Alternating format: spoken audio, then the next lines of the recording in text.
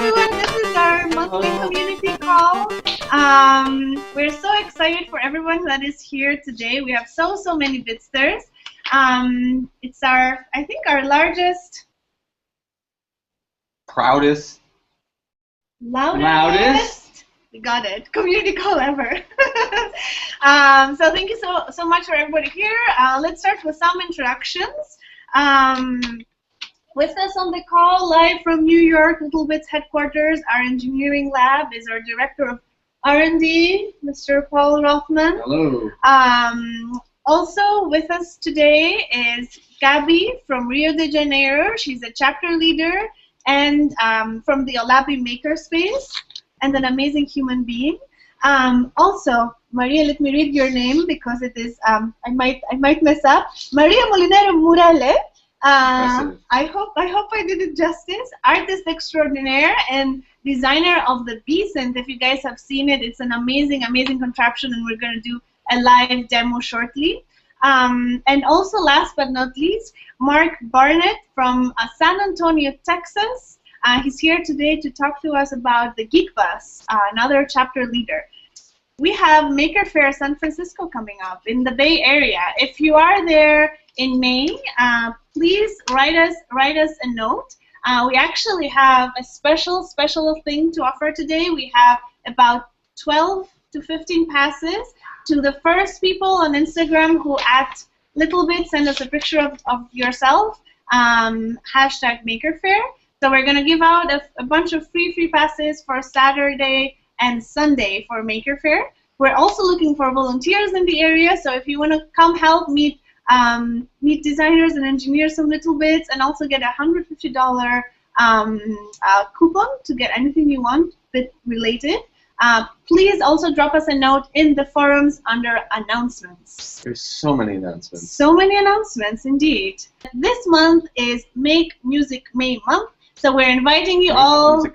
Make Music May. We're inviting you all to make musical projects, musical events, and just overall make music for our ears. So I think we need to move on with our pack agenda for the day. We're going to start with some music, and our first demoer, who is Maria. Maria, I'm going to pass it on to you. I'm Maria. I'm from Madrid. I'm a designer. I just ended my degree in interactive graphic design, and for the last project I made a Beacon. It's a do-it-yourself synth. I think sometimes music is very difficult for childs to understand, so I made some visuals that help kids to understand how music goes. So the idea is you can upload your own code, make it in processing, so you can do your own visuals. Well, I connect the Beacons to this new little baby I bought. It's a synth from Teenage Engineer, and it's really cool. So I pass the sound through the little bits so you can control it.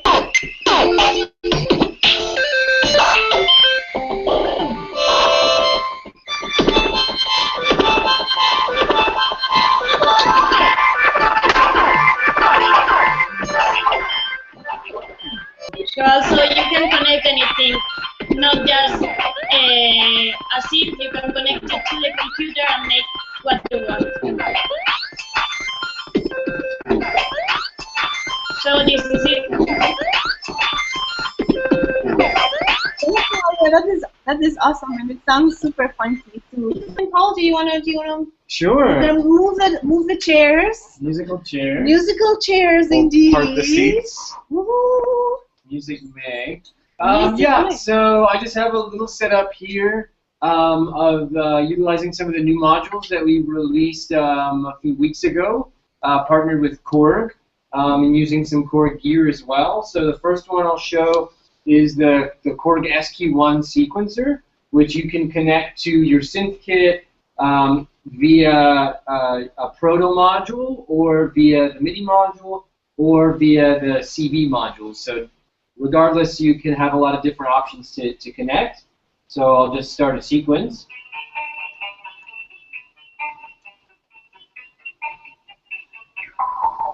So you can hear a sequence going. I can change the speed just like with the micro sequencer, but I've got more steps here.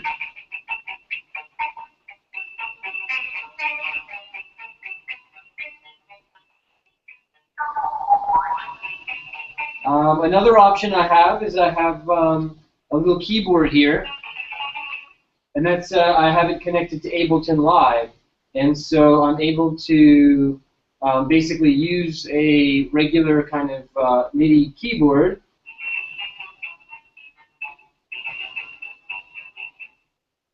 to play. So you have that option. You know, the synth kit comes with the small keyboard module, but if you want to actually start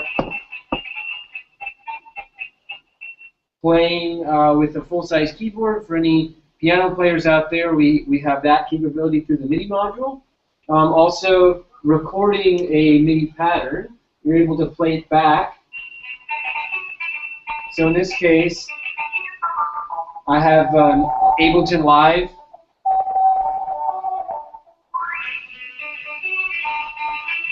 Playing back a clip that I had played before.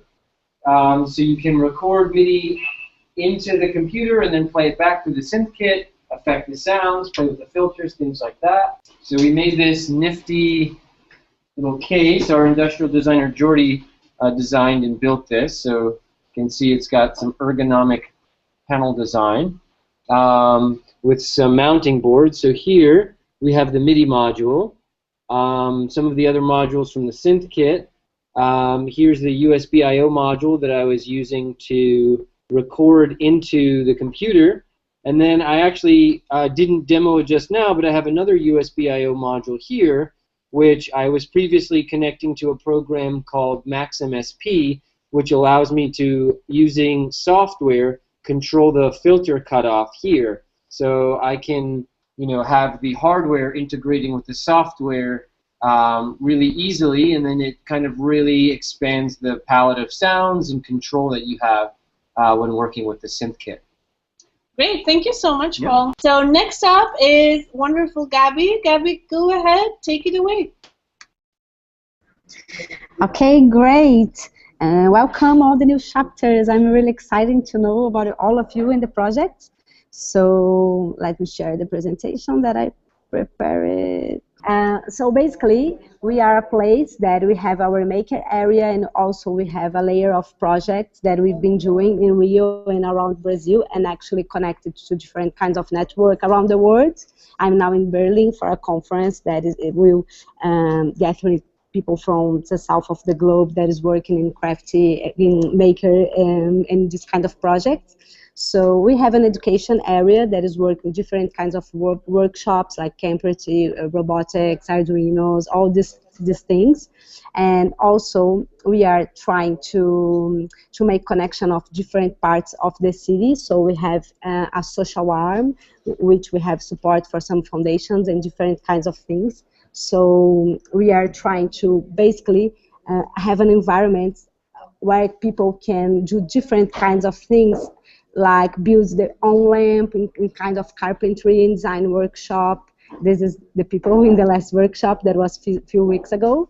And we have different kinds like skates and also 3D printers. We have a group working in biohacking and trying to help kids to start to code.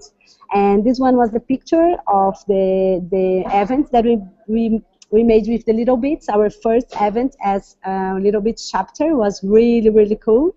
So we are focused on kids from different kinds and backgrounds and different parts of the city. It was really nice. And so basically our main goal in this kind of events, and with especially littleBits and electronic things, is try to put people from different backgrounds in the same room. And we're also start all the activities with some funny and interactive thing. We have an outside place, so it's great because the people, especially when they are kids, they can interact with the ambient. They can play, and everyone is welcome to go to our website and try to know more about everything that we've been doing in Rio. And I think that's it. I don't know if I talked much more than 5 minutes, so sorry about that, but this is our work here. That was the shortest one yet. You were very efficient, Gabby. I loved like your narrative and the way you talked about serendipity events. I think that's something that I know we definitely have been thinking of here. Mark, do you want to take it? Do you want to take it away? Talk to us about us. Hi, my name is Mark, and chapter leader in San Antonio. It's cool to meet all of the other chapters and see all the people involved around the world. We're primarily based out of Texas. This is a picture of the bus itself. It's a 40-foot RV that we take around to schools, and we go to after-school programs. We go to Boys and Girls Clubs and YMCAs and community centers. And we teach all kinds of programs from robotics to engineering to 3D printing to circuit design. And we use littleBits as a way to get students interested in that first level of design and engineering. Here is a picture of kind of like the inside of the bus. So when you get in the bus, it's like disco lights and lights flashing everywhere, and so we try to create this really like wow factor when you step inside the bus. So on one side of the bus, we have all of these screens, and they're hooked up to Raspberry Pis. So we're doing programming and tech right in front of you on the screen. We have some different demonstrations and things that we do on the bus. In the back of the bus, there's a room, our makerspace, and in the back we have 3D printers, and we have soldering stations and circuit parts and Arduinos and littleBits and a random assortment of things that you can use to create with and to hack with. And so we take this bus around all over the area. But for the most important thing that we try to do is we try to provide an area or an environment where students can feel creative, where they can learn about new technologies and not feel scared of them, but to feel welcome with them. And we provide that by giving students samples, and we give them demos, and we get them directly hands-on with the equipment so that they're not intimidated by it. And sure enough, after a few minutes, they'll be surprised of their own abilities, start designing new things, asking in-depth questions, and wanting to learn more. And so we always try to follow up and leave them with resources. Go to the littleBits website, go to SparkFun website, go to Scratch, go to these places and keep learning after we're gone. And then we also provide a way for students to get back in touch with us, to ask more questions. And so here's some pictures of students doing some work directly with us in the Boys and Girls Club. It's a great program for after school that is now trying to do STEM. And so, with the bus, we just try to have the highest impact possible. There's some pictures of us doing some soldering at a public library. We had 1,000 students show up one day, and we taught them how to solder. We go to hackathons, so other organizations that are hosting a hackathon will bring the bus and all of our materials, and we'll set up workshops and classes.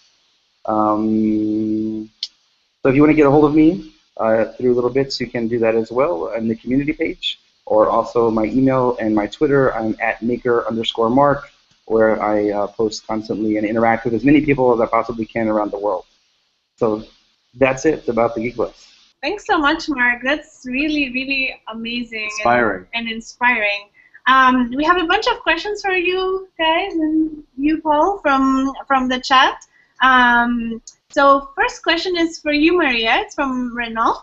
And he says, I saw you got the CV MIDI bits. Yeah, you were the winner of our #MakeMusic contest on Instagram.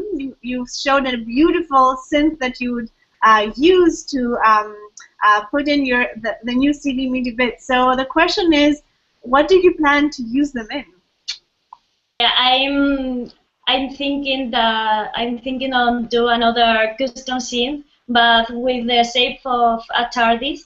So I'm going to use the kit to connect some synths, some analog synths, and make the sound of the real TARDIS, like back in the days when Doctor Who starts. That is great. Great. It's also very appropriate for a Make Music May. I think we have a Make It Sing challenge coming up. There's another question we have is around serendipity, and Gabby touched a little bit on it. So I guess the question is like, how do you design that serendipity in events? Like, the big part of events is, bringing people together and then just planning this magical atmosphere that's somehow unorganized, but still feels kind of focused.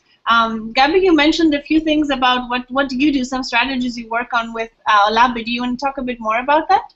Basically, we are trying to design the whole space for make the people be in contact with each other and trying to make people from different backgrounds. I think a lot about that. So almost all of our activities, you can see a kid and a guy from 80 years old, like an old guy. So we are always trying to put people from different ages, different backgrounds, different realities, different social realities as well. So I think that's a really big challenge, our main force.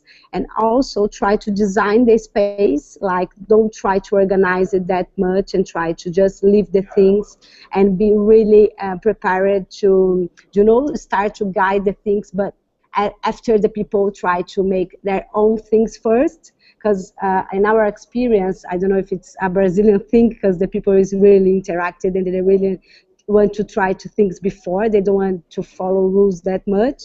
So in our experience, the things works better when you just like leave the things, make a kind of chaotic environment and just put the people together, and then they start to have some questions, they start to be curious about that, and then you can come with some facilitators, mentors, like helping the things. So this is why we are trying to do in our activities, and this is our main role in this kind of workshop. Designing for diversity is really important, right? And like almost like curating your audience in a way. Yeah, we have one last question before we're almost at 12:30 before we break up in rooms. And I think that this is on everyone's mind, Mark, but how and where do you get a bus? That's a great question. We were really, really fortunate that one of our sponsors, Rackspace Hosting, which is also located here in San Antonio, Texas, they gave us the bus. So originally they had the bus, and it was kind of like their corporate party vehicle, and they would take it to South by Southwest and other events, and it sat in the parking lot empty most of the time because they would only use it 2 or 3 times a year. And I met with the CEO and convinced them that we could do a whole lot more with the bus, and we do. We take the bus out every single day now, and it sees thousands of students. So we're very fortunate that Rackspace Hosting was able to provide us with the bus. So if you can find a sponsor out there like Rackspace, then maybe you could get a bus too. Great job repurposing it. Otherwise, we're all invited to your bus, right? Like everybody on the call. Yep. Okay. Cool.